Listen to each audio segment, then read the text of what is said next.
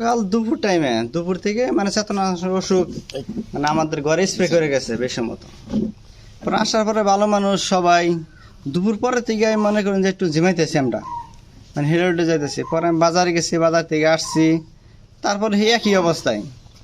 পরে সন্ধ্যায় খাওয়া দাওয়া করছি, খাওয়া দাওয়ার পরে আমার নানা খাইছে, নানা খাইয়া ওই ঘরে ওইখানে শুয়ে পড়ছে। এইখানে ঘর আগলা, পরে আমি যে শুয়ে পড়ছি, আমার ওয়াইফ শুয়েছে।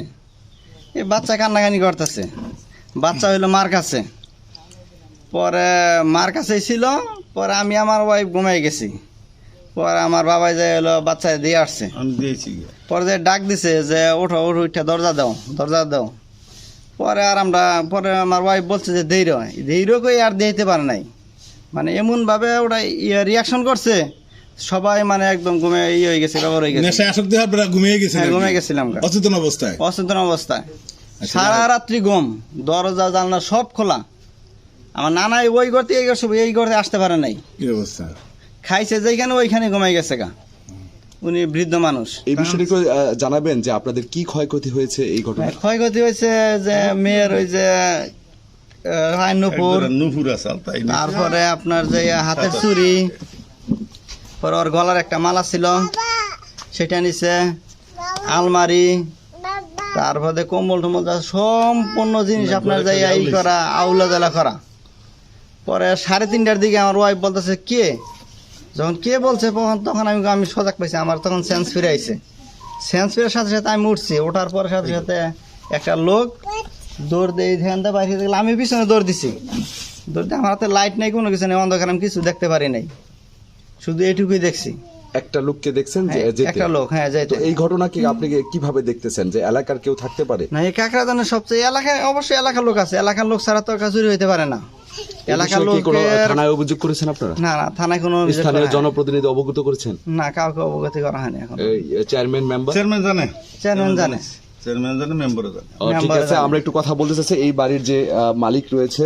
প্রশাসনের দৃষ্টি আকর্ষণ করছি যাতে কাকড়াদানে ভবিষ্যতে এই ধরনের চুরি জানি না ঘটে, এই চেতনানাশক স্প্রে না দিয়া। এখন আপনার অনেক সময় মানুষের অনেক বড় ধরনের ক্ষতি হয়ে যায়। আমি তো জানি না, আমি ধরুন সন্ধ্যা নিয়ে ওই যে বাচ্চাটা থুয়েছি, এই বাচ্চাটা থুয়েছি, ডাক দিয়ে থুয়েছি, আমি কইছি তাড়াতাড়ি তুমি ওঠো, ওইটা করে দরজা দাও। কইছে দরজা দিতাছি কই আর দেয় নেই। বাচ্চা কোন কুয়ে হয়েছে ইডিও কয় না। ইডি মানে কি আমার ছেলের বউ পরবর্তী মানে অসুস্থ বেশি, রান্না করতে গেছি, রান্না করতে যাইয়া রান্নাঘরে আর কি হঠাৎ করে পড়ে গেছি, মানে চোখ অন্ধকার হয়ে গেছে আর মাথা খালি ঘুরতেছে। আমি ভাবতেছি মানে সমস্যা হইতে পারে, এখন বুঝতেছি না সেই সমস্যা না, তো এটা আলাদা। পরে ঘরে গেলাম, ঘরে যাইয়া মাথায় পানি দিছি করছি, তাও ঠিক হইতেছে না। খাবারের মধ্যে কোনো কিছু হয় না, খাবারের মধ্যে দিলে তো পরিবারের সবাই একই খাবার খাইছি আমরা একই খাবার খানোর। বাড়িতে তো মানুষ ঠিক মতো থাকে না আর কি, কাজ করে, আমরাও কাজ টাজ করি। বাড়িতে থাকলে আইসা যে কেউ দিছে মানে অচেনা কাউকে, কালকে আমি দেখি নাই আর কি, হঠাৎ করে আসে অনেকে, কিন্তু কালকে আসে নাই। প্রথম লক্ষণটা আপনার বিকালের দিক দিয়া, আসরের দিক দিয়া হবো। পরে আপনার রাত্রে তখন আমি 3:30 বাজে, তখন হঠাৎ করে আমি জাগনা পাইছি যে বাচ্চা আমার হাতের উপরে, তো তখন জাগনা পাইছি, বাচ্চাও জাগনা পাইছে। এখন দেখি যে মানুষ ঘোরাঘুরি করতেছে, আমি কই কি রে, কে ঘোরাঘুরি করতেছে? পরে তখন চাইয়া দেখি যে একটা শর্ট প্যান্ট পরা আর গেঞ্জি গায়ে দেওয়া নেয়। আমি বলছি কে কে কে, বলার পরে এসে দৌড়াইয়া বেড়ে চলে গেছে। করি যে এভাবে জানি আর কারো বাড়িতে চুরি না হয়, আর এভাবে অচেতন করার জন্য স্প্রে যেন না করে আর কেউ। এভাবে অনেকের ক্ষতি হতে পারে, এই যে বাচ্চা, তারপরে এই যে প্রেগনেন্ট মহিলা আছে অনেকের, এগুলার ক্ষতি হইতে পারে অনেক। এগুলা ক্ষতি যেন না করে, এটা প্রতিনিধির কাছে আমার আবেদন, জানি এগুলা আর কোনোদিন না হয়। ভাঙবো দেখে না, আমি আগে থেকে মনে করেন যে এইভাবে জানলা চাবি এইখানে রেখে দিই। মানে এটা এলোমেলো ছিল আপনি যখন এটা চুরি এগুলা ছিল বাহিরে, আমি করাই না, নাগাইছি। কোন জায়গা থেকে জিনিসটা নিছে? এইখান থেকে এই যে ভেন্টিলেটরে টাকা ছিল, মেয়ার গয়না ছিল, সব নিয়ে গেছে। এই যে আমরা এখান থেকে এইখানেই ওয়াইফের কষ্ট ছিল না, সব এলো ছিল। এই যে আপনার এই যে এগুলা সবই করতে পারা। এটাকে আপনি যখন দেখতে পান তখন এটা খোলা ছিল? সব খোলা আউলা জ্বালা, লোকটা তখন এইখানে দাঁড়িয়ে আমার মানি ব্যাগের দিয়ে যাইতেছে, কিন্তু এই যে এগুলো আউলা জ্বালা ছিল সম্পূর্ণ।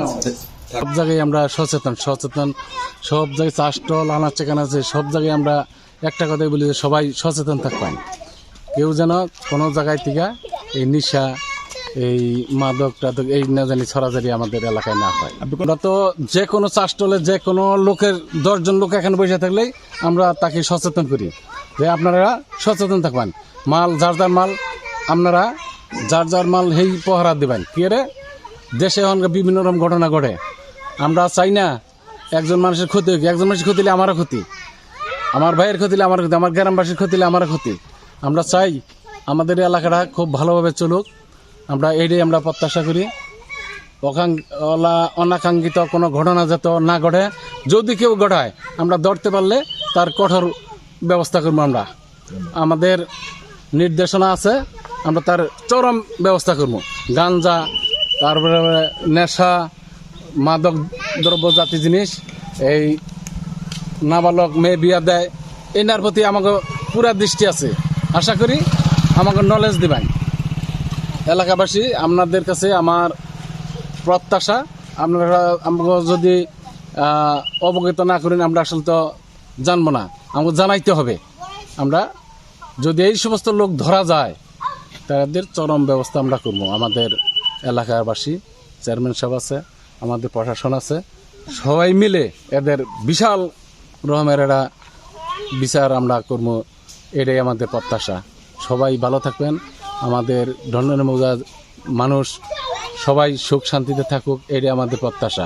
আমরা মানুষের কাছে টাকা পয়সা চাই না, আমরা চাই মানুষ যেন সুখে শান্তিতে চলতে পারে, বসবাস করে, এটাই আমাদের প্রত্যাশা।